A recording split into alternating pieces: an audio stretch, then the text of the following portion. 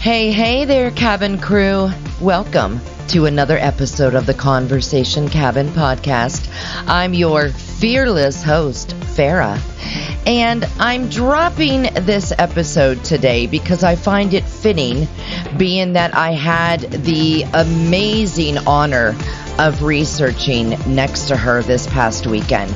Jessica Jones, the Cryptid Huntress. You all know her from her Spaced Out Radio, Cryptid Huntress on Instagram, YouTube as well. She does some amazing shows with amazing guests. Now, I wasn't going to put this out until my break, which is until the 7th of July, where I will be putting out, and get ready, cabin crew, Season 2. And boy, do we have a great season coming for you. But for now, I want to let you listen to our fascinating conversation. Of course, it was pre-recorded, and I'm just going to go ahead and play right into it here in just a minute. And then, like I said, cabin crew, July 7th will be the first episode of Season 2. I cannot wait, and I hope you're all excited too. And but I will be putting out a little update live, of course, within that time before the 7th. So keep an eye out for that. If you follow the show, you will get a notification. But let's just say this. Season 2 is going to be bringing some new ventures. And I'll leave it at that. So I hope you enjoy this episode where I get the pleasure to speak the one and only Jessica Jones.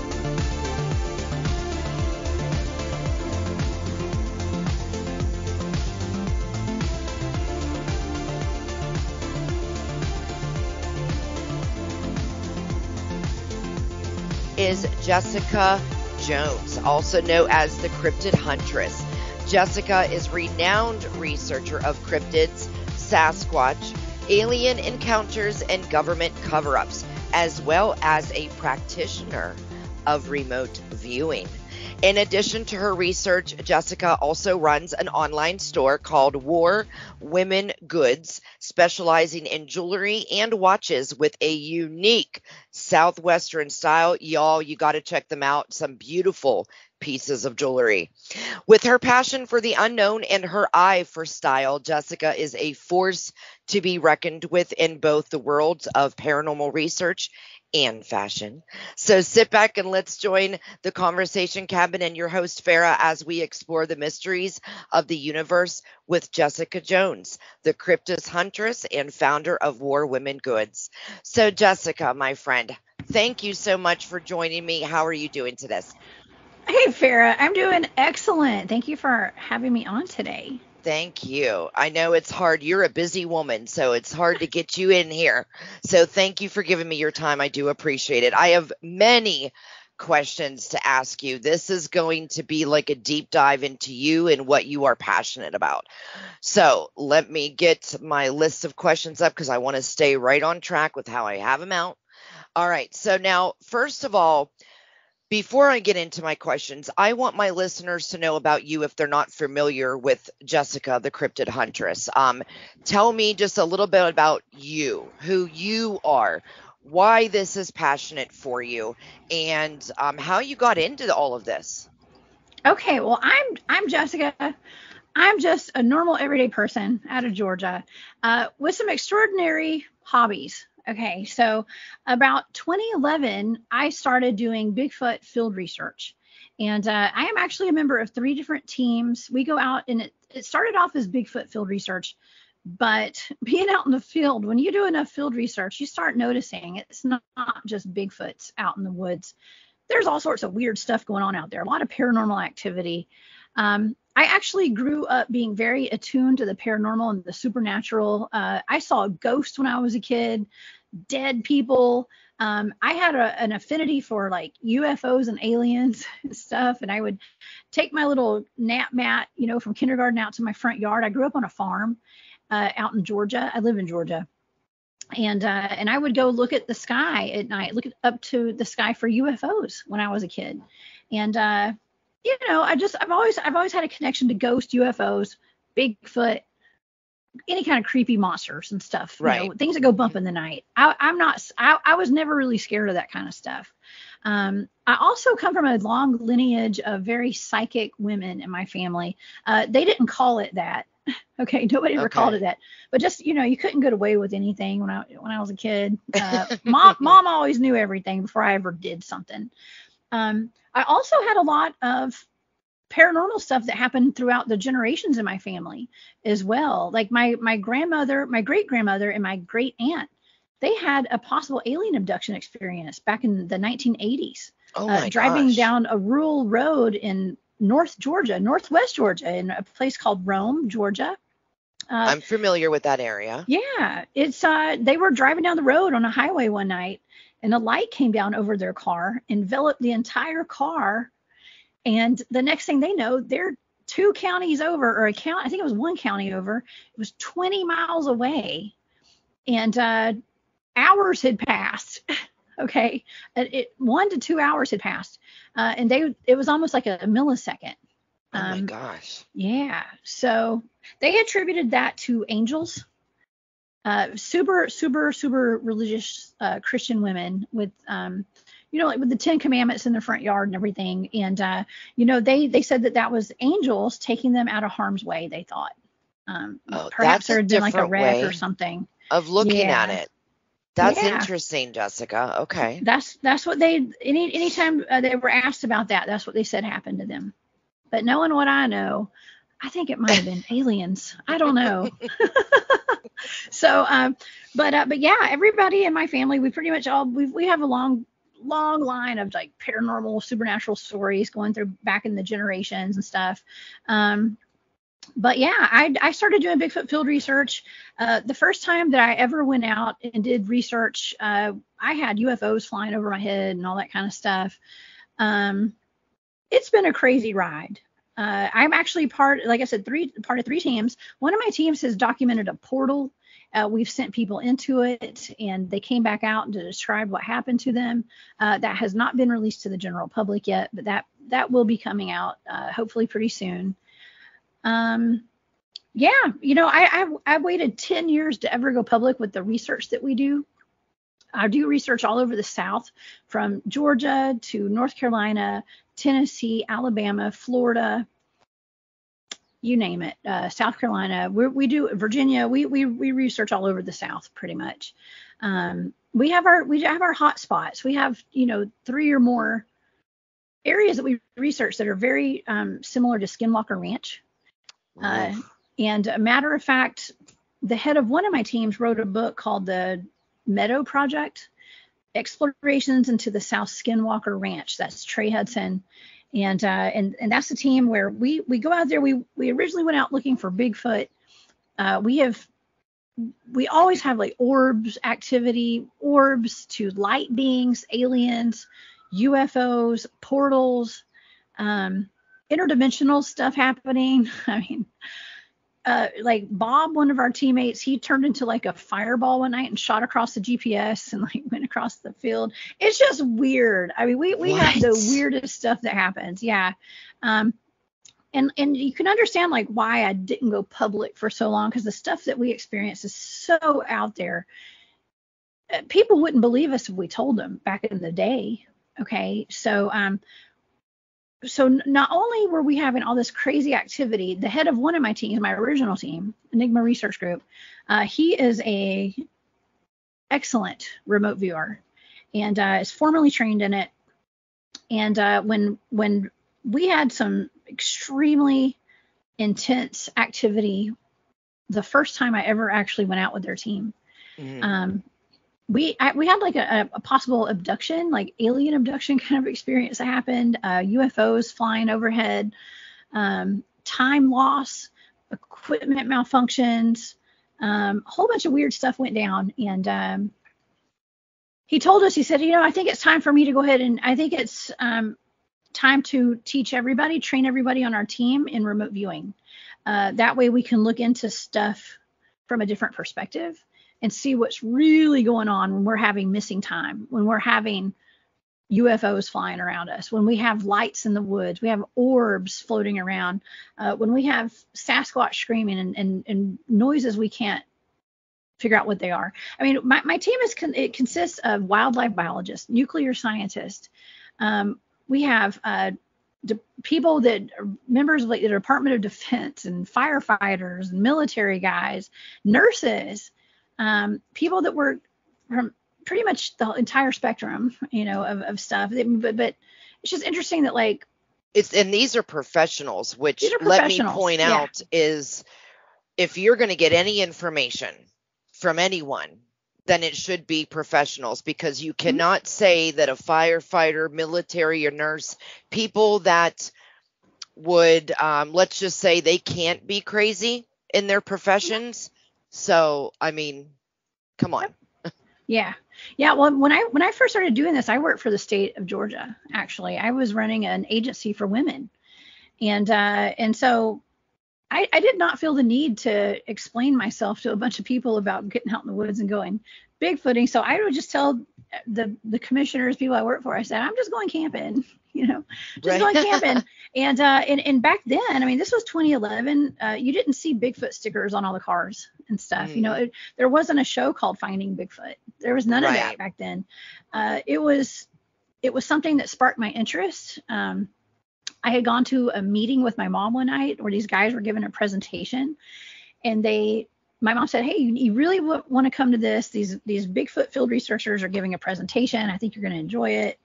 And so I went, and these guys knew what they were talking about. They were like, they had the tracks. They were professional trackers. They were survivalists.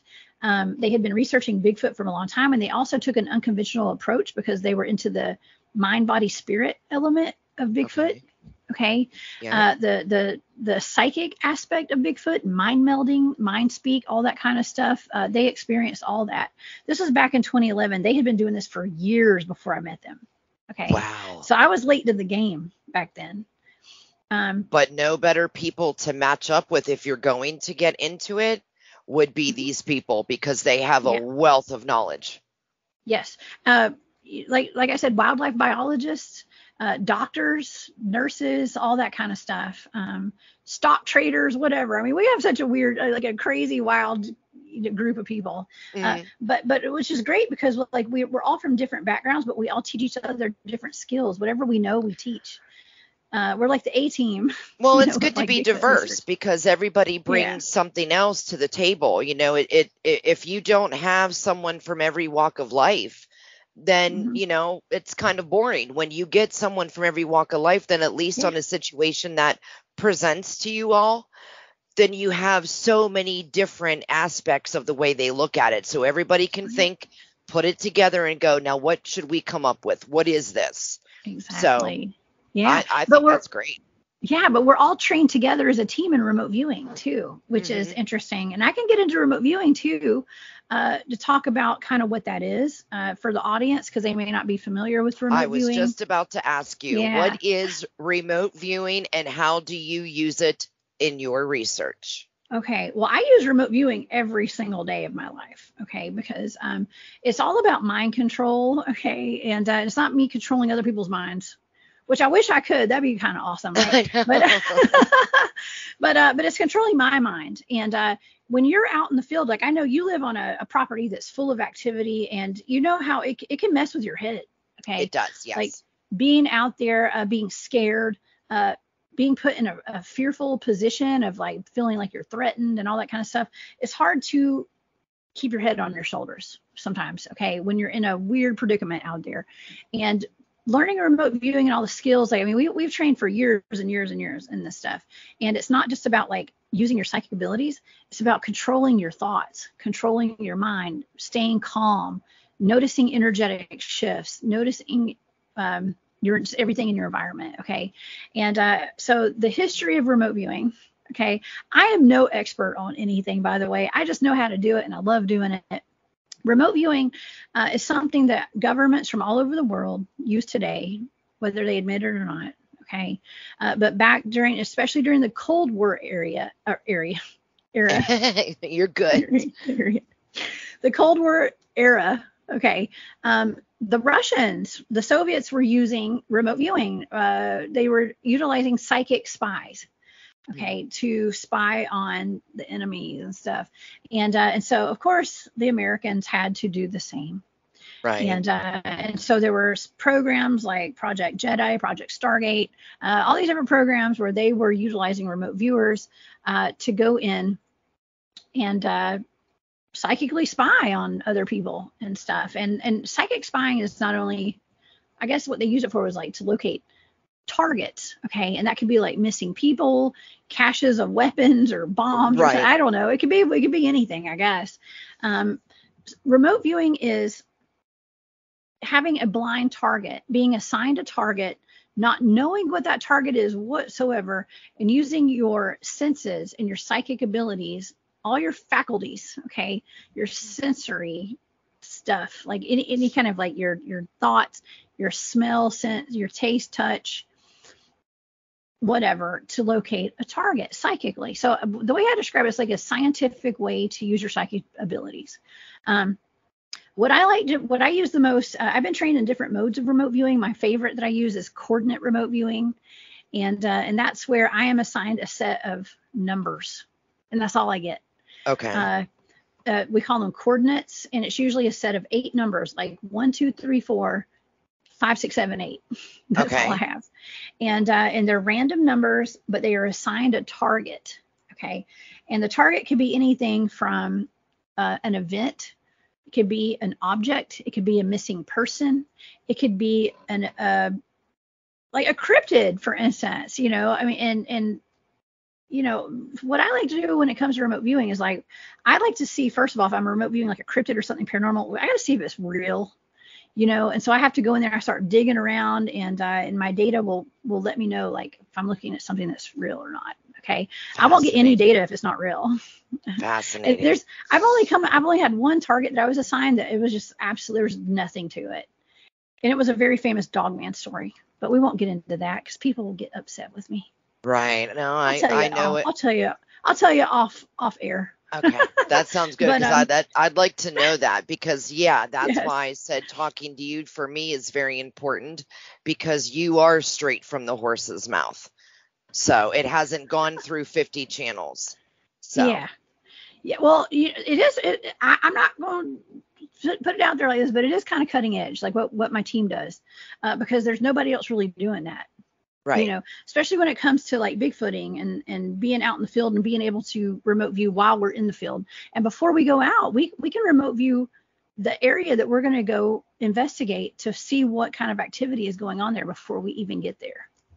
Wow, dude, I wish I could do something like that. I really could. But then, does it wear you out after you do it? Oh yeah. It's something Totally. Yeah. Well, it depends. Okay. So I can have like an easy target, right? Something that's, and usually I've been getting assigned my targets by my friend Barry Littleton. That's one of my best buddies. He's an amazing researcher. He's got a great YouTube channel, Barry Littleton, over there on YouTube. Y'all go check him out. And his Patreon. He's really good. But I taught him how to assign me targets and coordinates. And so he gives me these crazy targets. I never know what to expect when I get some numbers from him. Mm-hmm. Some of my targets were like, I've looked into the Kustica, okay, like the otter man. I've heard of that one. Okay. Yep. That was wild. Okay. So, and he and I do shows on these. As soon as I get the targets and I do them, we do shows on them. And it is phenomenal because all I'm given is a set of numbers. Okay. Those coordinates. And there is a process to remote viewing when you're doing coordinate remote viewing. Mm-hmm. I get the numbers and I take a stack of white printer paper and my pens. I have like a stack of pens and a stack of paper, and I write out my graphs and my charts and everything. And we have stages. It's like stage 1. I usually go stage 1 through 5 in remote viewing. And so as soon as I write those numbers down, my hand starts moving down the page and I do some automatic writing. And I get these we call them ideograms. And as I write those ideograms down, I go through another step and write those out.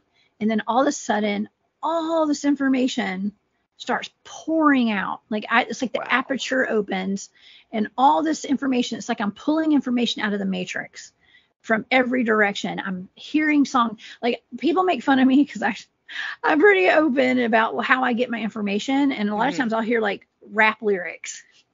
Okay. Like I found a friend's missing dog one time because I started channeling Dead Prez. Okay? Oh my gosh. Yeah. Really? And it was like the lyrics to like Bigger Than Hip Hop, that song. And it was like, it said about the wolf cries, right? And I just wrote down wolf cries. I wrote down some lyrics, wolf cries. Turns out it was her missing dog whose name was Wolf. Yeah. Oh my, and you found it? Yeah, I helped them locate their dog. They found their dog. Yes. Oh my Lord. 100%. That's amazing. That is just absolutely amazing. They told me that was, but see, I actually lost my dog last week. It was like a week or two ago. My dog ran off at our farm, and I thought she had gone like down the road. I have a German Shepherd. I was devastated. I could not find her. She got lost in the pasture, and the hay was too high. Oh. And the first thing I did was I contacted the head of my team, and he remote viewed it for me because I was too you were too upset, right? And I could hone in where she was, but I didn't know if she had gone outside the gate or not. And I was, we ended up finding her eventually. She had gotten stuck on the other side of the lake, and her leg was stuck in her harness, so she couldn't swim across the lake, and she was panicked. So, but we ended up finding her, so it ended up being fine. But I immediately contacted. He helped me locate the area where she was, and it correlated to where I thought she was. And I had tracked her too because I'm a tracker. I've been trained in tracking, human tracking and animal tracking. So I tracked her where she was, where I thought she had gone. I saw where she went, but it looked like she had gone out of that pasture. It was just crazy, but I ultimately did find her. But yeah, so I write down everything that I hear, everything that I smell. I smell things sometimes. I hear things. I can taste stuff. Which is really weird. You start tasting things in your mouth, and you don't leave anything out. You write everything down. There's charts. There's somewhere to write every single sensation that you're experiencing on those charts. And after several pages of information, you've got a stack of paper with a whole bunch of information, and you can pretty much look at it and tell what your target was. Oh my, dude, that is just 8 numbers. I've never known about remote viewing in a way of how you described. And it is absolutely fascinating. So can you describe a particularly interesting cryptid or alien encounter that you've researched with the help of remote viewing? Oh my gosh. Oh yeah. I've remote viewed a ton of cryptids at this point. I was given a target by Barry. It was El Chupacabra. Okay. Oh, okay. I know that one, of course. And it just any chupacabra, because there's several different types of chupacabras. And this was one from 1995 in Puerto Rico. There was the word, apparently, see, I didn't know. I was just given a set of numbers. I didn't know what it was. So there's another remote viewer. His name's John Vavinko. Okay. And he's very well known. Barry had met him a while back, and he talked with Barry. He did like an interview, and they talked about this, and he talked about how he had remote viewed these chupacabras, and they had been created in a lab. They were like chimeras or something, and they were in a lab, and there was a hurricane down in Puerto Rico, and they escaped this lab, and they were wreaking havoc all over the island, and killing goats and all that kind of stuff, and sucking their blood. And so Barry, and the way they were described is they looked like aliens. They didn't look like the typical dog chupacabra. They looked like little aliens with spikes going down their backs and kangaroo legs or dogman looking legs. Okay. But they had a gray alien face. So Barry wanted to see what I would come up with, because these had already been remote viewed by John Vavinko. Okay. And his team of remote viewers. Well, I was remote viewing this. When I got done with my target, Barry said, "Barry, what was this?" He's like, "Well, what do you think it was?" And I said, "Well, it was definitely a dinosaur." Okay, it was definitely a dinosaur. It was definitely some kind of a cryptid chimera. It was a chimera, and it had something to do with dinosaur DNA. Okay. Oh, whoa. And he was like, "Whoa." He's like, "I've never thought of that." He's like, "I didn't even think of that." And he said, "Well, can you remote view it again and get deeper into it?" But he didn't tell me what it was still. And I was like, "Sure, I can." I got the same data that John Vigo got. And so, yeah, it was absolutely, I was picking up on like a reptilian. It was like reptile, but it was also a mammal. Okay, so, and that happens sometimes when I'm remote viewing cryptids. I get like an amphibious reptile, okay, which doesn't make sense, right? An amphibian and a No. reptile are different. That was with the Loveland frogmen. Those were real. Right. Okay. That's what I got for that. With this thing, it was, and then like I said, I didn't know what it was. And you look at pictures of this thing that were drawn out, and I drew what would look like kind of like a dinosaur looking figure, but it was a mammal and a reptile. So it was, they say that it was like a gray alien, but it had kangaroo legs. So think about that. They said, and he said it was like a marsupial.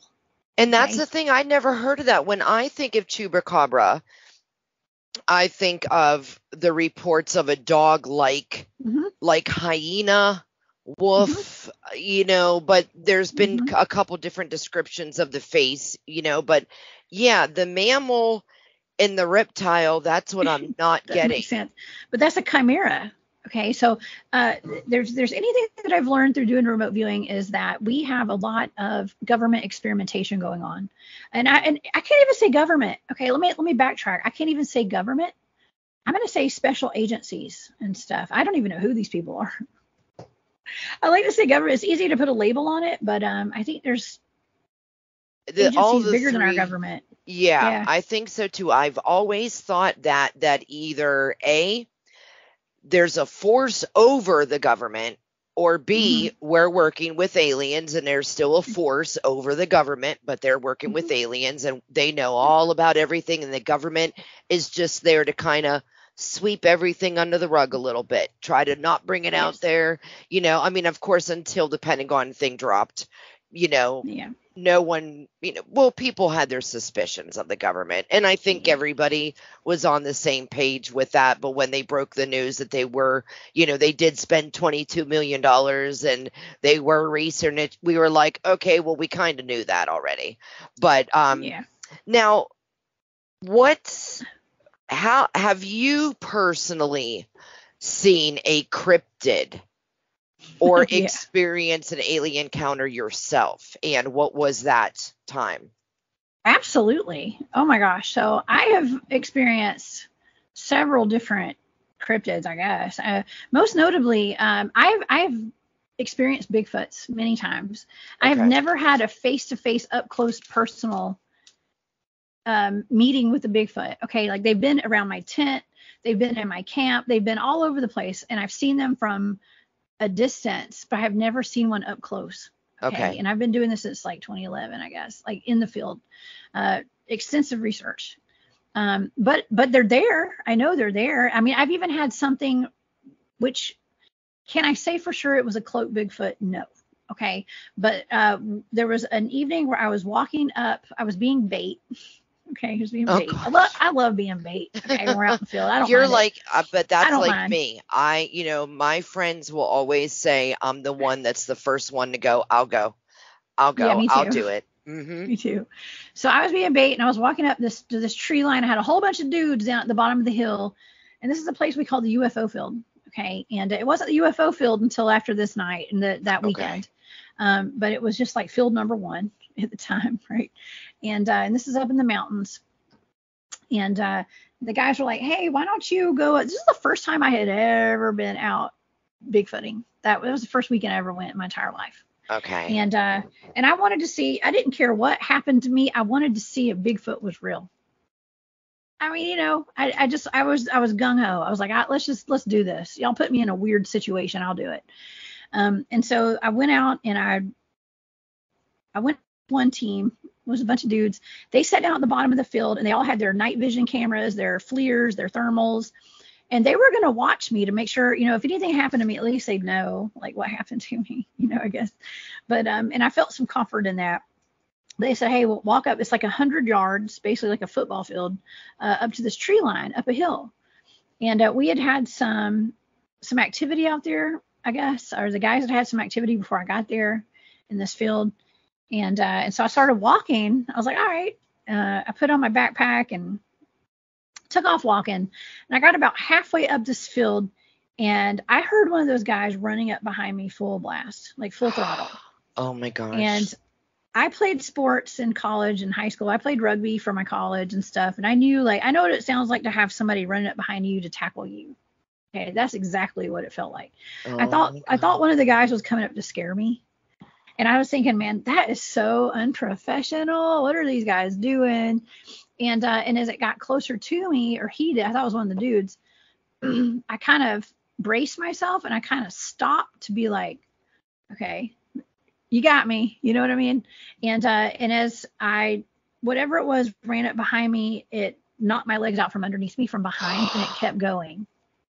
And it brushed the backs of my legs. And I kind of like didn't totally lose my balance, but I jumped up in the air a little bit because I was like, what the heck was that? And it kept going, but there was nobody there. There's nobody. I heard it and I felt it. There's nobody there. And I immediately looked around. I didn't have my flashlight on. I didn't even have a headlamp or anything. You know, we go out there. We don't really do flashlights and headlamps too much. We don't have to. But there was no logs. There was no sticks. There was nothing that could have tripped me up at all. And I checked immediately. And so what did I do? I just kept walking. I was like, well, that was really weird. But I don't want to look like a baby, you know what I mean? So I kept going, and eventually one of the guys did walk up behind me to check on me because they said they had seen me kind of jump up in the air. Mm-hmm. And they were worried that something had happened. And I was like, well, something did happen. Now, can I say it was a Sasquatch? No, but while we were standing there, when Craig, the guy's name was Craig that came up to check on me, he was one of the founding team members of the team. We walked up to that tree line. He stood there with me. And for whatever reason, I felt called to like walk over to the corner.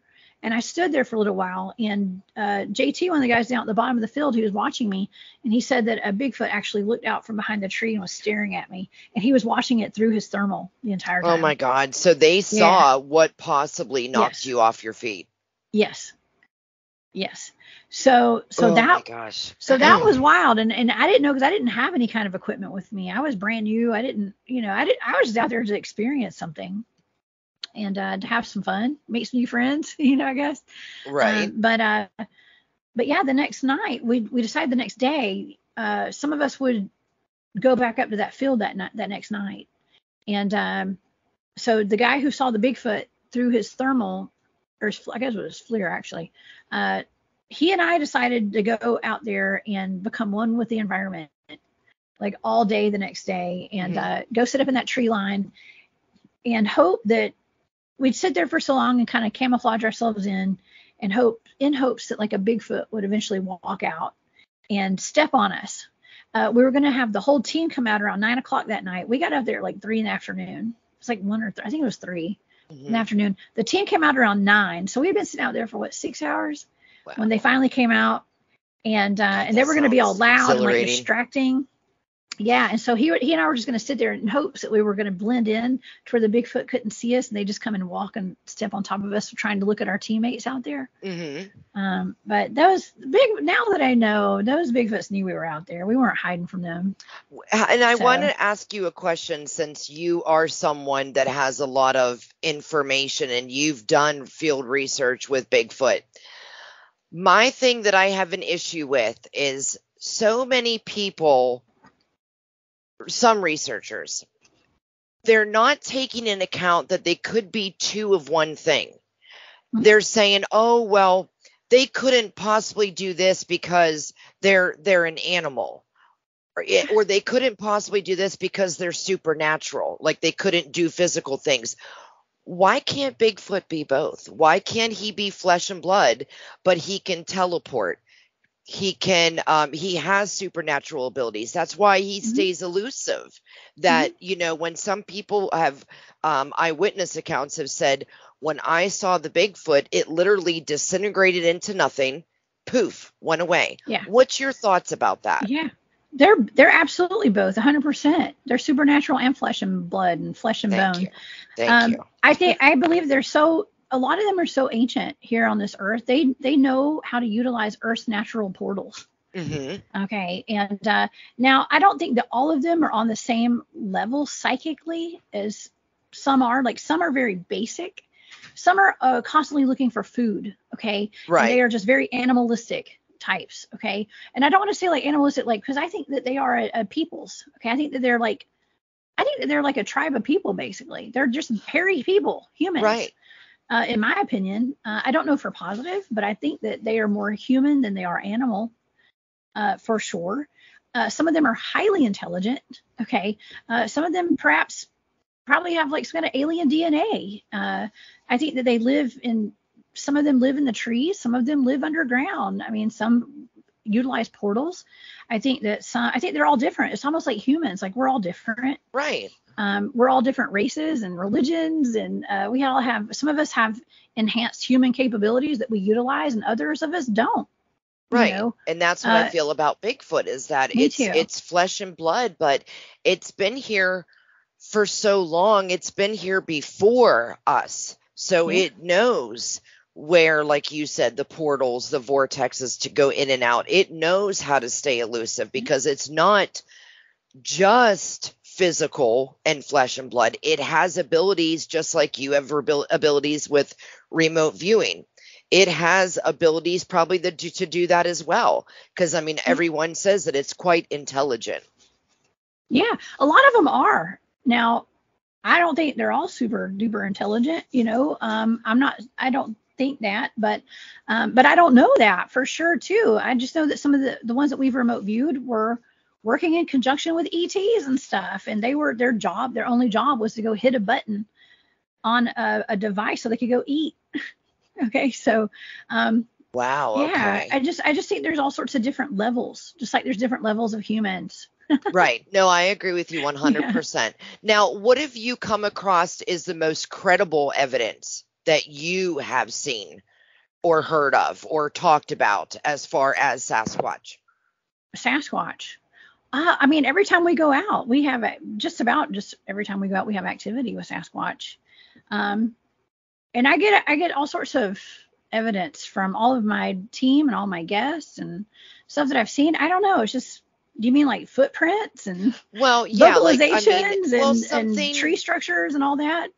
Well, I guess that's what I'm asking is, you know, when you watch a documentary, the skeptics with a tree structure, it's just the trees fell down. It's natural. Yeah. But I mean, come on. When there's things that are like, can you describe how you in your time of doing this, how you've come to know what's a difference between real and natural? Yes, absolutely. Well, see, here's the thing. We're all trained in survivalist skills.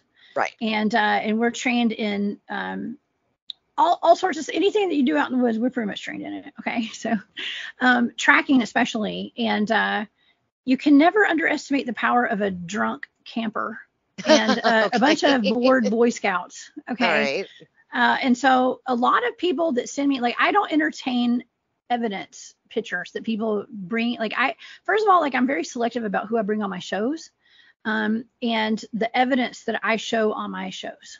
Okay. And I'm not being a snob or whatever, but I'm just a researcher, and I only put like the good stuff out there. Okay. Things that I see. Now, if I see it with my own eyes, and if I feel it, if I resonate with the evidence, we'll show it.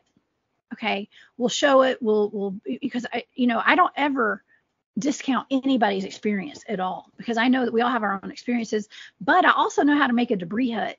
Okay. I know how to make a debris hut. I know how you can bend trees. There's a whole lot of stuff that is human made. Okay. Human done. And when you're out there, you want to find Bigfoot. Everything's going to be Bigfoot. Okay. And so you have to be like, oh, you gotta take a step back sometimes, especially people who are just getting into it, or people who haven't been in it for a long time, or like don't really know what they're looking for. Everything's going to be Bigfoot. Okay. So you just have to use your discernment. That's all. I've just been doing this for a while, and I'm around some of the best in the Bigfooting field.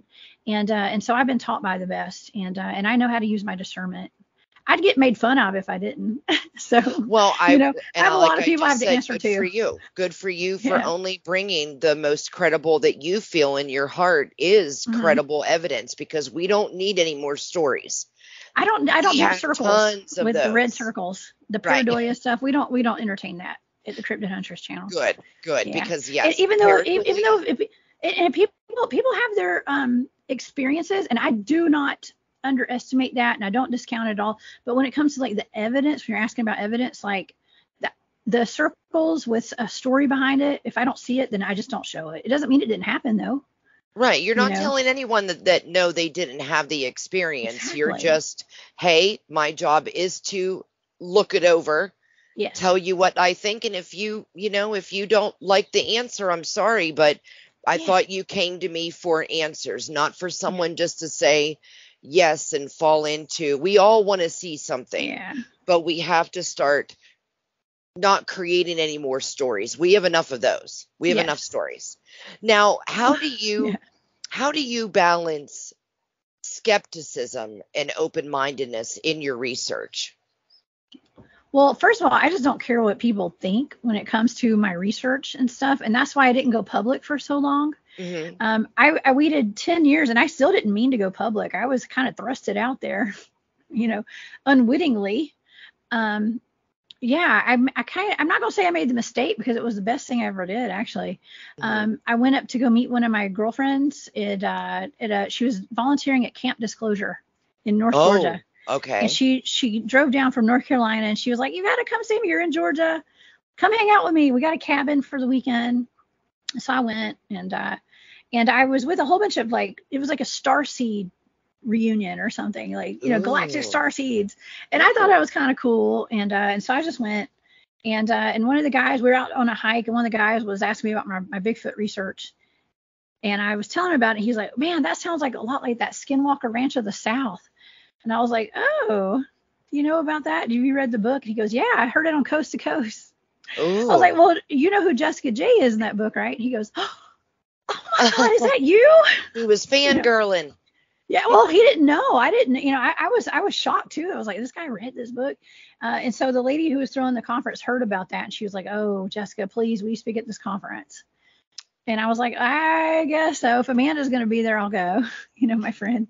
But if you don't mind me saying so, Jessica, now maybe you know a lot of female researchers, and I haven't come across them, but I feel that there needs to be more women in this fascinating world of going out and field researching. I think there's just so many men.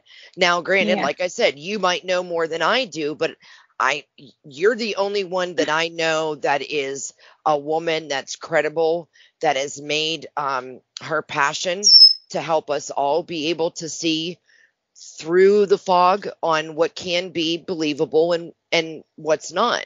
So again, I'm loving that you're here with me right now, because I'm, to pick your brain is this is a special treat. But okay. I'm glad to be here too. And I do have females on my team.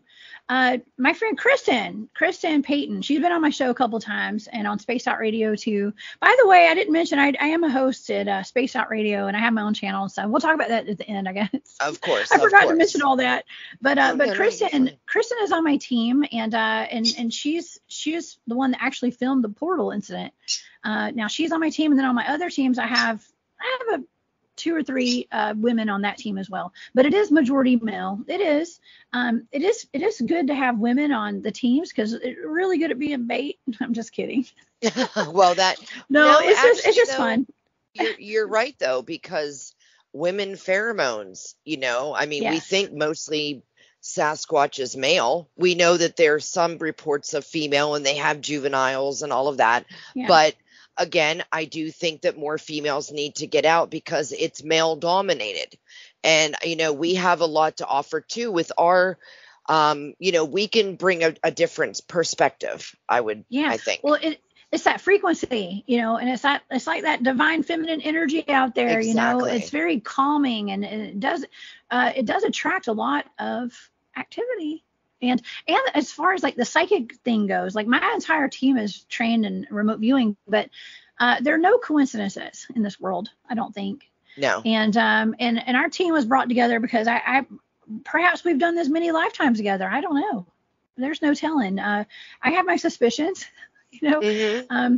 But for whatever reason, we're all different, but we're all very similar in a lot of Things ways. happen And for a reason. And I think you have your team because they were meant to be yeah, your team. yeah, I think absolutely. so. Yeah, and we all have these experiences, and I was asked to speak at that conference, and it set me on a trajectory like I never thought I'd be on. And I'm right here talking with you right now, and I've got shows where I talk about Bigfoots and Dogman every other day, pretty much. And I'm really loving it. It's part of my spiritual journey that I have embarked on, and it's been it's been a wild ride. But Well, I but have a it's why question I'm that here. what you just said. How do I want to word this? How do you think that the study of cryptids and paranormal phenomena can help us better understand ourselves and our place in this universe? I think that anytime someone has a experience with the paranormal, the supernatural, or a cryptid, all of it, it raises your consciousness and your awareness. Your vibrational frequency changes.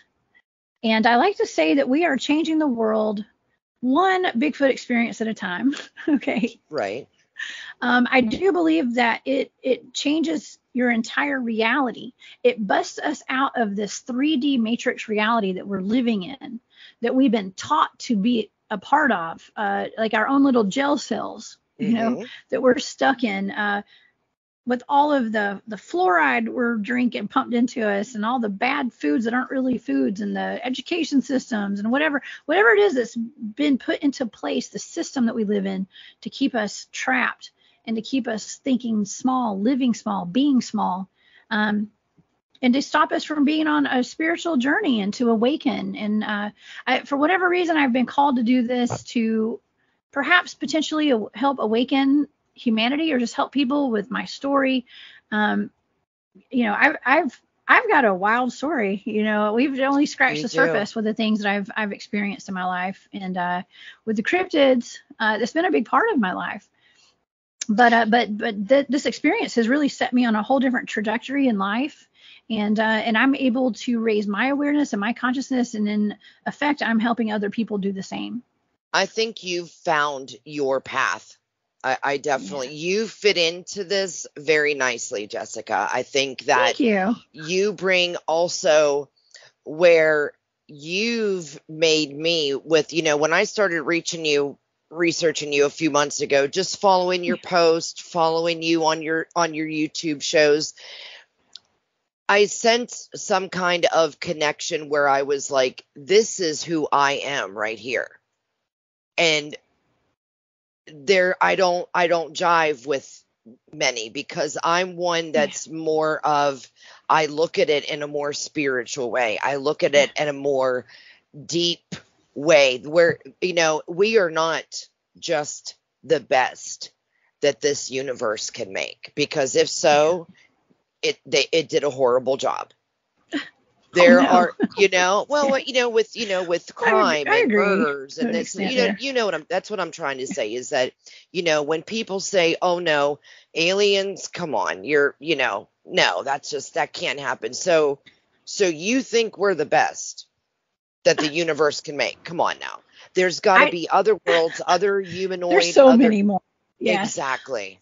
Well, I think that some people I believe in reincarnation, and I believe that from what I've been told, from what my research has carried me to at this point, I do believe that this is like a place, Earth is a place where we come and learn, we're taught lessons, like it's a really hard place to be. Right. And it's like humanity needs to be woken up right now from whatever kind of sleep it's in. I think the Earth's vibration is changing, and it's time for us to change our vibration to help assist the planet to elevate and to raise the consciousness and the vibration and the frequency, all that stuff. And I've done that. I did that recently, like about probably a year ago. I taught myself to heighten my vibrations. I actually use a pendulum a lot. And, for the first month, I could not move that pendulum. I couldn't move it. So I meditated every day. I thought on it. I slept with it to bond even with it. And within a month, I mean, my pendulum goes like horizontal. It spins like right in front of my face. I can, I wanted to find something, a part of me that I could put into something, and then it gives something back to me. So, but how do you think that technology has impacted the study of cryptids and paranormal phenomena? What's your take on that? That's interesting. Okay, because there's two sides to that, right? I believe that it helps in a lot of ways. I think it's, just having night vision cameras and thermals and FLIRs and all that kind of stuff.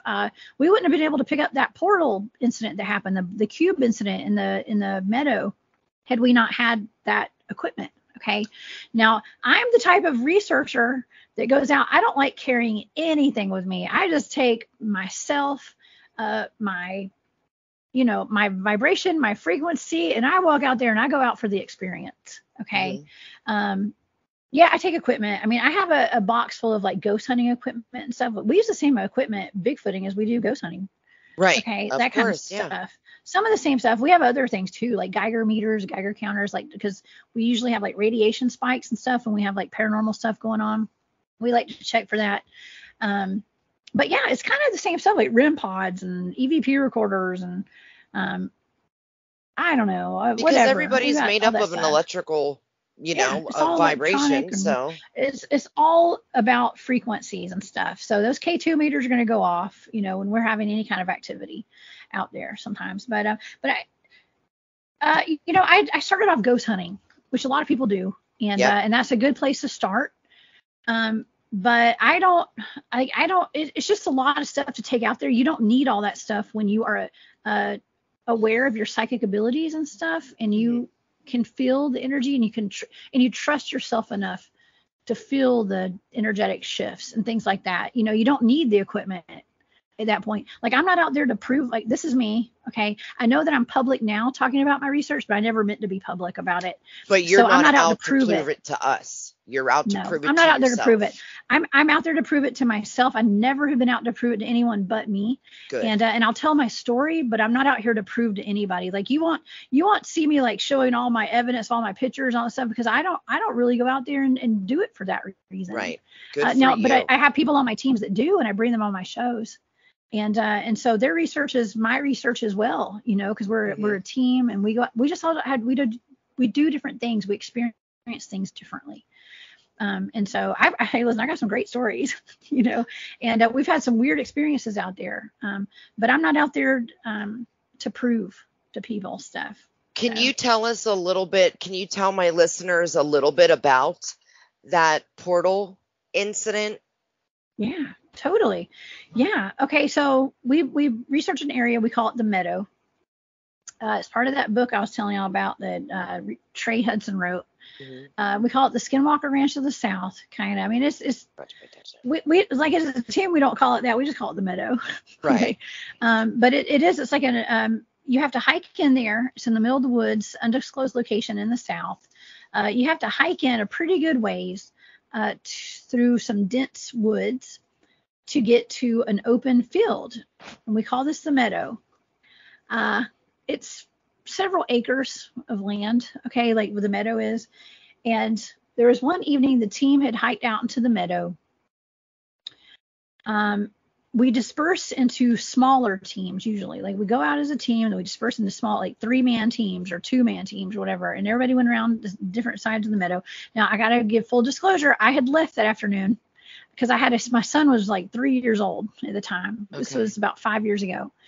I left to go take care of my son. I'd been there before, the other part of the week with my team. I go home. I have orbs floating around my house with my son, and his dad, my ex-husband, who I was married to at the time, he had his camera phone out filming my son being cute on my elliptical machine. And all of a sudden, these orbs started floating around my son's head. This is the same night that my team was out there, where I had just left the meadow, and the team is experiencing a portal. Okay, almost the exact same time too. I'm having orbs in my home floating around my son, and we have that on film. Yeah. So they're out there. They go out to the meadow. They disperse into different sets of teams all over the meadow. And they're just out there observing. We're listening for Bigfoot. The last time I was out there, we heard a gigantic knock like in the meadow. I had something run up behind me and grab my butt one night. Okay, like we have weird Really? stuff. Why do they Yes. always do that? I don't So know. many I don't paranormal even know if it was a investigations. Bigfoot. I don't know. I was sitting in my chair and something goosed my butt cheek one night. So I don't know what that was. Could have been a ghost. Who knows? But yeah. So they're all sitting out there. There's a team. One of the teams was my friend Dave Pardue and Terry Wendell with Rock Hill Bigfoot and North Carolina Cryptid Research, and Kristen, my friend, one of the females on the team, the only other female on this team. And they're sitting there, and Dave notices something in his thermal imaging camera, and it's just an anomaly, and he's trying to make out what this thing is. Now it looks like a big square that starts showing up, and it's just a heat signature in the middle of the field, and there's nothing there. There's no trees right there where this is forming. There were people over on the other side of the meadow. He just knew there was something wrong, and he was like, okay, and it started getting brighter, and it was like it started forming into like a cube, okay, a large cube like the size of like a shed that you put behind your house, Okay. you know, like a shed, like a man cave kind of thing, or a she shed or something. It's like it's pretty big. And he had Terry look into his camera and was like, do you see what I'm seeing? And Terry was looking, and he was like, yeah, there's like a cube forming. And look, it had windows or like crosses, like X's in it and stuff. It was just really weird. It was like it looked like almost like a man-made object, but you couldn't see it with your naked eye. But when they looked through the thermal, they could see it. So they dispatched one of the teams from across the field to go walk over and check it out. Okay, so I think there were 3 of them. Walked over there. 2 of the men are former military, retired. Tim was Special Forces, Army. Bob's retired Navy, search and rescue guy. Both of them are highly trained, highly skilled. Both are trained in remote viewing. Smart good dudes. Okay, very smart. Tim was a scientist. Okay. Okay, so they walk over to where this cube is. They're guided over to it because they can't see it, but they're guided over to where it is. As they walk over to it, their heat signatures disappear. Okay. And this is an open field. There's no reason on earth for those heat signatures to disappear. You can still see Lee, one of the guys behind it. He didn't go walk over up to it. He was kind of with them, but like stood in the background. But as the 2 other gentlemen walked up to it, it's almost like they walked in. And let me tell you how they described it. They said that it was like they had walked into a black velvet curtain, and the temperature changed. The vegetation on the ground changed from muddy and like thick and like grass, like grassy, thick to smooth. Okay, smooth ground. Like there were no briars, no brush, no nothing. And they said they could not see the stars anymore in the sky. So the entire environment changed. Oh my and they said they stood there for a minute, and then they were like, all right, something's wrong. I don't know what we've done. I think they even lost radio contact for a minute because we all carry our CB radios so we can keep in touch with base camp while we're out in the field. And we can communicate with each other. Each team we all have our CBs, okay, our Beofungs. And I think they lost contact for a second or 2. Now, real quick, just while you're saying that, did they hear anything on the other end? Those like who was listening, did they hear? Was it silence, or did they hear a fuzz or a noise or anything like that? No, it wasn't like white noise or like a movie that you'd watch or anything like that. It happened kind of quickly. Okay. I do think that from what I remember, they did lose radio contact briefly. But they didn't stay in long enough. Thank goodness they didn't stay in long enough for anything bad to happen. They backed out. They didn't know they were inside anything because they couldn't even see this thing. They were just standing in a field. Okay. But watching the the video is pretty interesting. Okay. So that you can see them, because Kristen had the wherewithal to turn her camera on and start filming it with her FLIR. Oh my God. So she's the one that actually caught the video of it, of the whole entire encounter, of the incident. So when they came out of it, their heat signatures reappeared and the cube shrunk down to a smaller size, and then it moved and then it disappeared. Oh my gosh. Yeah.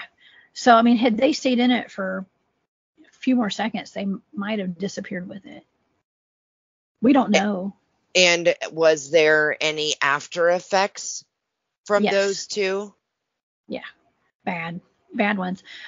There's usually radiation spike when we have paranormal stuff happening, and Bob got an aggressive form of cancer. Now, I'm not saying this is why he got it. I'm not. Right, of course. And Tim got a bad heart condition, and he did not get it diagnosed in time. He didn't know what was wrong, and he ended up dying. He passed away. But he was young. He was in his 50s. He was very young, actually. Goodness. And Bob is still battling, trying to get better from what happened to him. But that happened soon after. Yeah. So the stuff that we do is not safe. Okay, it can be very dangerous. Any kind of this research, especially when we're dealing with portals and aliens, UFOs, and things like that. It's not all sunshine and rainbows out there. So yeah, speaking of aliens and stuff, when I first started doing this research, the head of my team, we had this experience where we had a possible missing time. We definitely had missing time. Possible abduction experience. We didn't know what had happened with some UFOs out in the field doing Bigfoot research. The head of my team suggested we started researching alien abductions and reading books like Communion and The Threat and Secret Life and Communion books like that. Is a very good book. It is. So he recommended we started reading those books, and so I got my whole collection. My collection got out of control because I went on Amazon. They kept suggesting other books. So I bought 20 books. I do the same thing. So, but I started reading it, and lo and behold, I woke up one night and I had grays in my bedroom.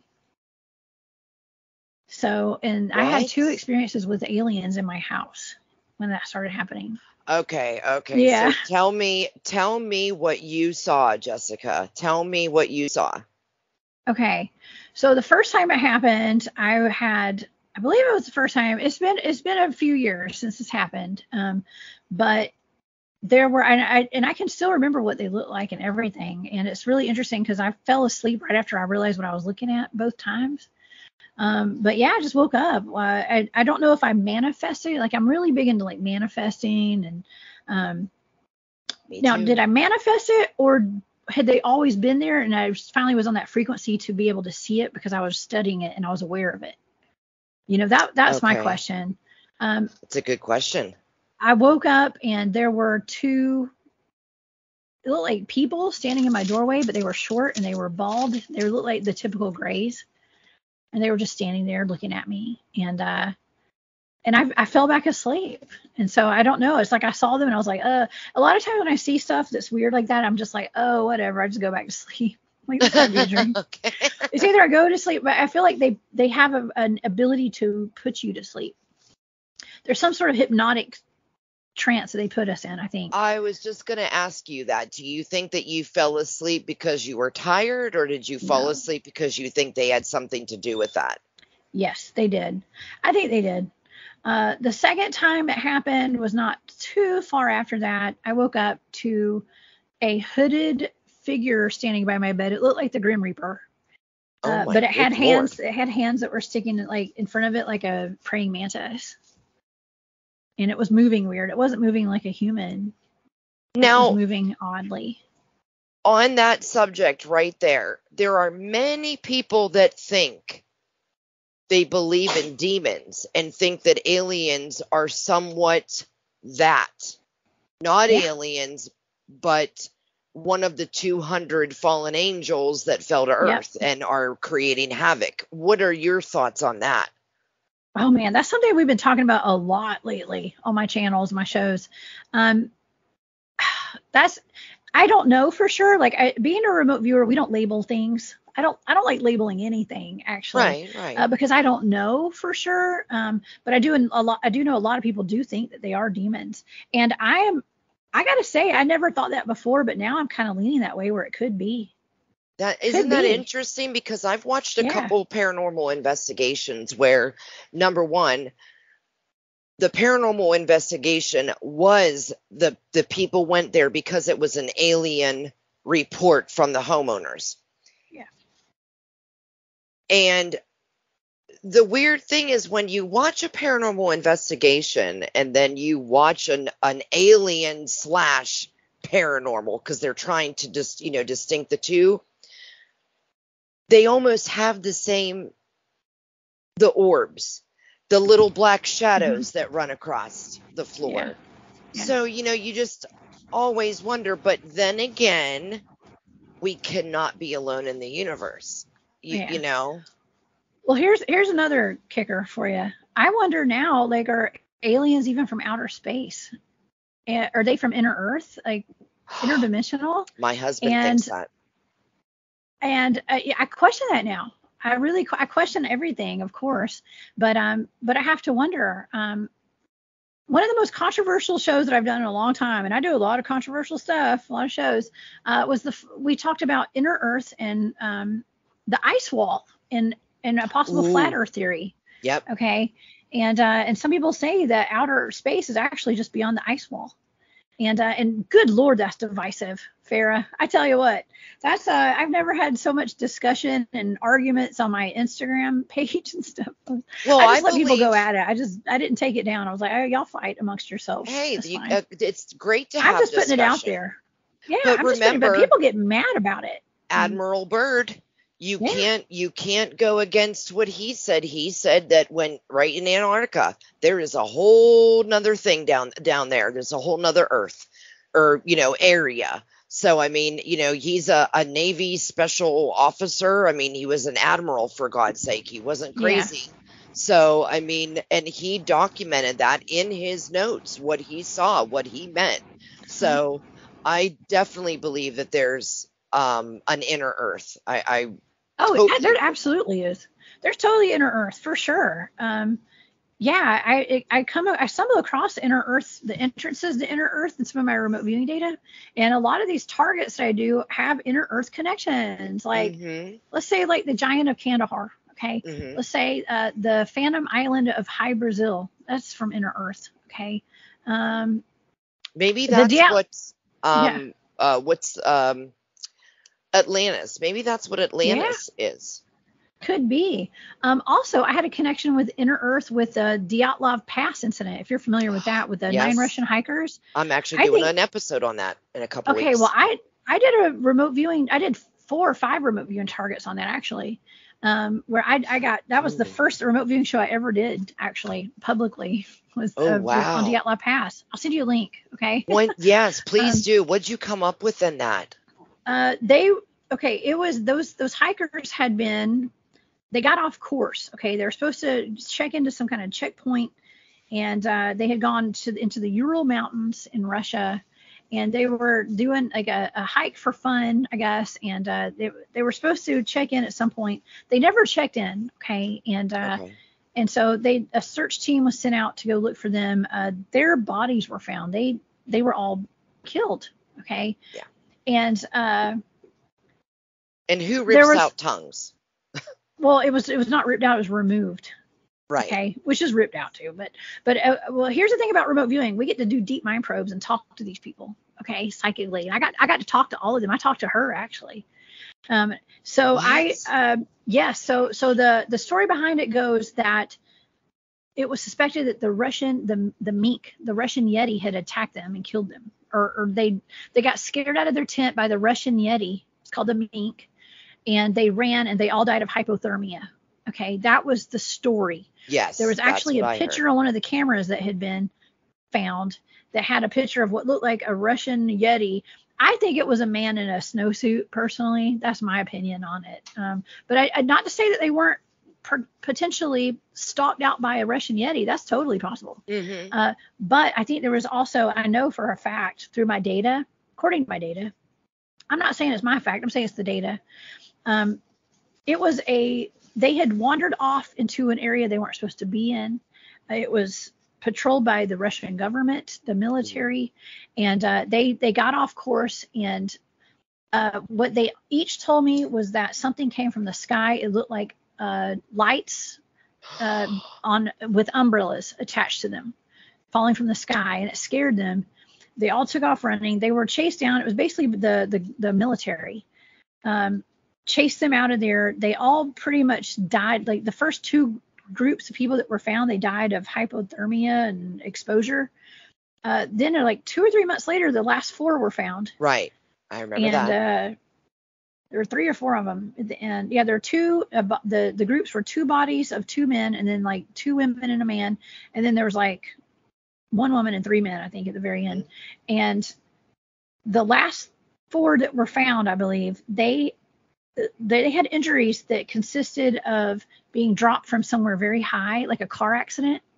They had compound fractures in their chests and stuff like that. It was just really weird. Like they had been hit really hard with something, or they had been dropped from the sky, and they had mutilations. They were mutilated, like cattle mutilations, right, on their human bodies. Well, this is interesting because I had picked up that there was ET involvement. I picked up military and ET involvement. Okay, and I got in the lady's head whose tongue had been removed, like her eyelids were cut off, or lips, or something. Like her face was mutilated, just like cattle basically gets mutilated by ETs now, or whatever's doing it. Mm-hmm. And I asked her what happened. She said that they all told me the same thing. They had all trespassed. They had gotten off course, and they were pretty much chased down. She said that she was attacked by soulless beings, is what she told me. Soulless beings. Soulless beings, yes. Now, I was picking up on words like commandant and I don't know, ranks of. I got people's names that were involved. They were like Russian names and stuff. I don't know. My data was wild. So in all, Jessica, do you feel it is some type of cover up? Yeah, it was 100% a cover up. Most of these things that I look into are cover ups. Yeah. Government cover ups, basically. What do you think is the reason for that, though? Is it because they think we can't handle the truth? Is it that simple? Partially, yeah. Our history we've been lied to. Our history is not what we've been taught. Yeah. And that's a dangerous thing about remote viewers, is that we can see the truth behind things that other people want to hide and keep hidden. So, yeah, it was definitely a government cover up, and I wonder that all the time. Like, why don't they just tell us the truth? It would change the course of history of everything. When more people would wake up, and we'd revolt against the people in charge. I'm just ready. I'm ready for it. I mean, there's no reason. I'm trying to help out. I'm doing it with a smile on my face and my Southern charm here. Right. But we're working on it. You know, we're trying to expose the truth here about stuff. Now, what would you say to someone that wants to start getting into this for the right reasons? What should be their course of action? Is there a course they can go to? Is there a place they can go to learn how to study or how to look at things? Or what would you say to that, Jessica? Yeah, well, as far as like remote viewing goes, that kind of stuff, I did not even know what remote viewing was when I was taught it. I'd never heard of it before. Mm-hmm. And so I didn't know what it was. I was taught it. Since then, now that I've been doing it for so long, part of my training was doing the Monroe Gateway program. The Gateway program is what we call it, with like the hemisync, and you hear about the binaural beats and all that kind of stuff. Just learning psychic skills, okay, opening up your psychic abilities, becoming aware of them, and there are programs all over, like online, that you can take to learn remote viewing and to practice it. Now, I highly recommend doing it one-on-one with somebody, or like going somewhere like the Monroe Institute to learn, or the Silva Mind Control. Look that up online. Okay. Silva Mind Control. Okay. Silva Mind Control. That's a good one. We've actually we had one of the instructors come out and work with us to help teach us, in addition to the head of my team and other people that did a lot of the training with us. But yeah, I highly recommend that. There are people such as my friend Tony Rodriguez. He's part of he's one of the people that speaks out about the secret space program.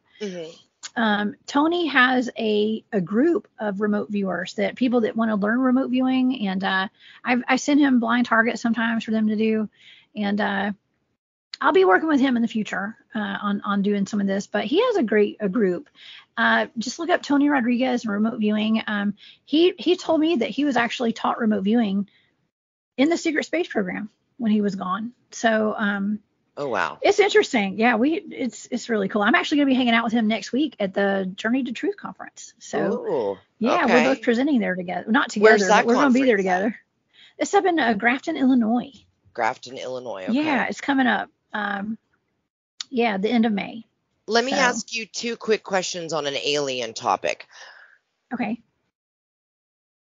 Always have to think of how I want to word this. So when we listen to a lot of alien stories, it's always something about losing time. What do you think that is from? How does that play a part in an alien abduction or an alien sighting? Yeah. Like, what do you think the link is with that? It happens all the time. Well, see, time is an illusion. Only humans adhere to time. Okay. So, yeah, they're able to do time edits and things like that, just like with the secret space program. Okay. With Tony, for instance, he says that he was taken. I don't know his whole story perfectly, but I do know the gist of it. I believe he was taken at some point, and he was gone for 20 years. Is that? I've heard that. You know that guy? Yeah, that's what I'm talking about, Tony. Gosh, I know. Okay, I know what story. I'm sorry. So he was taken for 20 years, and then he was brought back like nothing happened. Okay, and he was gone for 20 years, as basically used as a slave to create stars and work on planets and transport aliens and all sorts of just wild stuff. It's amazing. I can't wait to actually hang out with him next week. That would be a pleasure. Yeah. Awesome. It's interesting, but they're able to do that. I heard, maybe he's not the right one I'm thinking of. I heard a story where there was a guy that he was 17 years old when he was taken, and he had to sign a contract that he was working for like the Galactic Federation, that there was a war between us and aliens. And then, he came back, his body 17 years old. But yeah, I hear those all the time. I don't know if like that same guy. There's a lot of people who have memories of that. There's more that. Oh yeah. Some of these targets that Barry Littleton has me remote view are off planet. Okay. Like the TRAPPIST-1 star system. I just had a set of numbers, so you can't really dispute like this data that I'm getting. It correlates with like what other people have said about TRAPPIST-1 star system. I was picking up on, I was actually sucked through a wormhole while I was remote viewing, and I ended up on a planet that I thought was Earth in the future.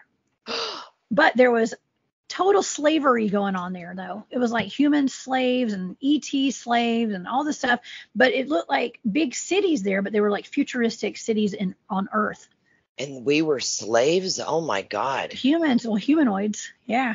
People. I can't say it was all people from Earth, because it was on another star system. It's like dwarf planets, actually. It's in our solar system, I think, like Make and Sedna and Haumea, I think are the 3 planets that you have in your remote view.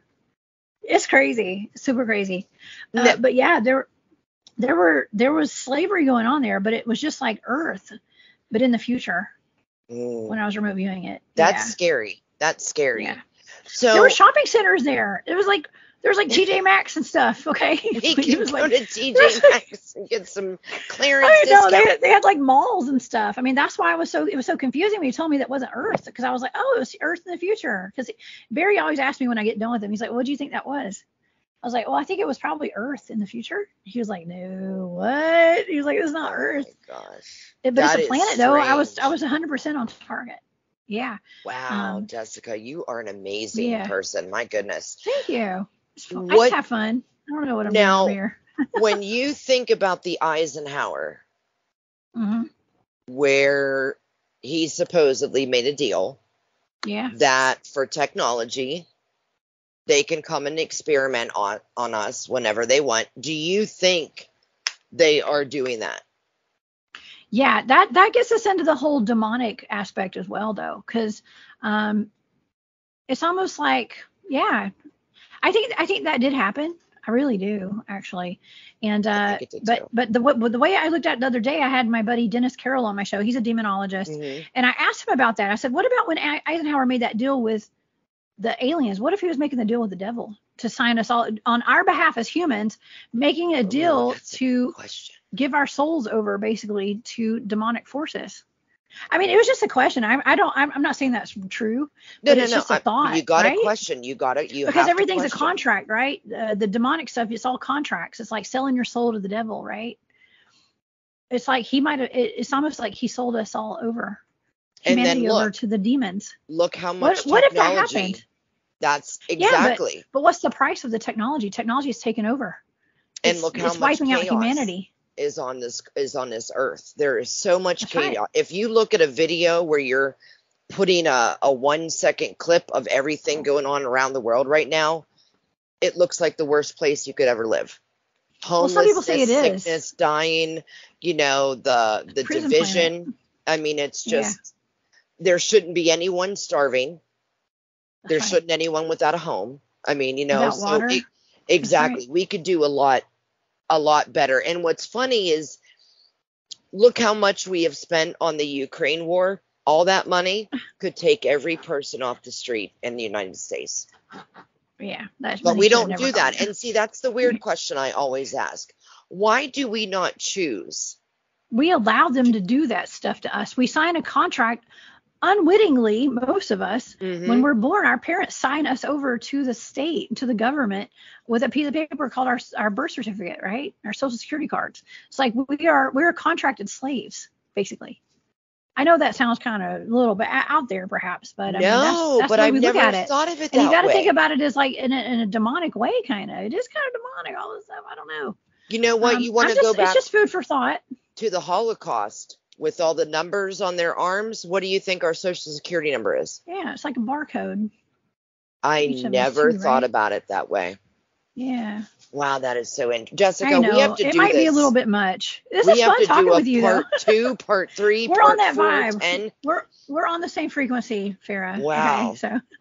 I like it that's why I said I felt a connection. I'm like, she's a me, but she's here and I'm here, because I got a long ways to go to be her and be in the research and get out there. But my property, Jessica, I've caught tree knocks. Did you see the orb that I caught? No, I haven't. I have to see that. That's awesome. I'll send it to you on the Instagram. Oh my gosh. I would love to see it. I've caught a Bigfoot howl. Okay. I'll send that to you. And you, of course, tell me what you think. It's not, like I said, it's not that I say it's 100% this, but this cave, I want to know more about it. I know that the Chickasaw and the Cherokee were both here. This was their land. Also, that it's the paranormal bubble. The particle reactor is not far away. It's about less than 2 hours. Oh, that's what I'm excited about right there. That causes a lot of high strangeness. Yes. One of the best wolfman or dogman sightings happened less than an hour away from me on Black Mountain. And those things can travel pretty far too, so there's no telling. Yeah. And the zombie bear. Don't forget, that's where Tony Aarons and Amber Miller were killed, where I remote viewed the zombie bear over in what is it, Cott County? Something like that? Cook County or Cott County? I will have to look at that. I didn't know that story. It's not far. It's in East Tennessee. Oh my gosh. They were both attacked by packs of wild dogs. And I was asked to look into it because actually Amber lost like 90% of her flesh or something. She lived for like 5 days after that happened. Good God. What? And a pack of wild dogs was blamed on her death and on Tony Aarons. They were killed. It was on the same road 2 different times, like a month apart. Well, does that have any correlation with the LBL, with those stories in the 80s about some people being killed? I remote viewed that too. Yeah, the Land Between the Lakes. Absolutely, it's not the same. It's different, but I can't even say it was really I don't think it was a dog man that killed Amber and Tony, but it was what my data suggested was a zombie bear, which is really crazy. I just talked with D.A. Roberts about that. He's coming on the show this week on my show. We talk about that. We're gonna talk about it. Wow. I would love to learn more about Yeah. all that you do, all that you've Thank seen. you. You are just such a fascinating person in this category. I have never spoke with anyone like you before, and my God, I feel like blessed. It's like a Wayne's Thank World, you. we're not worthy No, it's kind fun. of moment. No, stop it. It is fun. This is awesome. It's good vibing with somebody because you're in the know, and I you have definitely am. I've done a super lot smart. of I love it. I've You done do. a I can lot of tell. research. But yeah, I I love it. want to do a part 2, 3, 4, 10, and Oh, we'll as do you this. know, We can do it anytime. we're I'm doing always the down. end of June. We're doing Yeah. the hunt for the Sasquatch. Oh, I'm gonna be there. I'm coming too. Oh shoot, I'm gonna be there. Yes, We're gonna I have can't so much wait. fun. I can't wait to stand It'll be side crazy. beside you and research it with my Yes. God, the things you could teach me. I'm so excited. I am my Do it. brain, which is good about me, is I always suck knowledge. I'm always asking questions. I always want to know. So whatever you want to teach, I am all about it. But Okay, you got it. for now, though, for ending this episode, please tell all my wonderful listeners where you can be found, when your shows are, your handles, everything, Jessica. Okay, thank you. I can be found at thecryptidhuntress.com. That's my website. It's got all my shows on there, all of my events that I'm going to be presenting at and speaking at and making appearances at. And yeah, I've got a YouTube channel. It's the Cryptid Huntress. Please subscribe, like those videos, share them out. And I do a live show every Wednesday at 1 p.m. Eastern. And I bring the best in the cryptid community and fields and any kind of paranormal, supernatural stuff, demonology, you name it. I bring them on my show. And Thursdays at 8 p.m. Eastern, I do a show where I remote view weird stuff like cryptids and paranormal encounters and animal attacks that probably weren't real animals. They're usually Dogman or Bigfoot or something. Something else. So we look into that. That's Thursday. And then every weekend, Saturday and Sunday night, I am a weekend host at Spaced Out Radio. I have a show called Off the Trails, 10 p.m. Eastern every Saturday and Sunday night on Spaced Out Radio. That's on YouTube and Facebook with Spaced Out Radio. But yeah, that's where you can find me. Also, I am presenting at the Journey to Truth conference at the end of May. I'm actually going to be in Las Vegas this weekend. I'm not sure when the podcast is coming out, but it may already be over by the time I'm in Vegas. But I'm broadcasting live from there this weekend. And then I'm going to be presenting at the second annual Paranormal Roundtable Dogman Conference. That's in Fort Worth, Texas, Labor Day weekend. So I think that's September 2nd and 3rd. It's a 3-day event. It's 3 days. For Friday night is like a VIP event for like a meet and greet. Okay. So y'all come and see me, everybody. Come out and see us. It's going to be fun.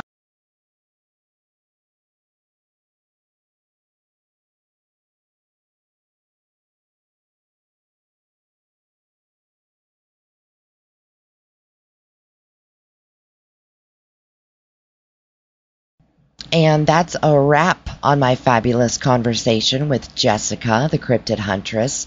Now, one thing, cabin crew, before we end here today, I know we still have to put out that last episode of the Virginia City Chronicles, which is the Clown Motel and the Mitzvah. There was some, personal life issues going on with a few of us, so we had to kind of postpone it. But we were going to do it for next Tuesday, and we just realized that's the 4th. So we're going to go back to the drawing board, figure out an end date for that series, and we will put it out as soon as possible. You'll all get the notification. Go on Instagram to keep apprised as to when we're going to drop and do that live episode. And other than that, until next time, cabin crew, explore your strange.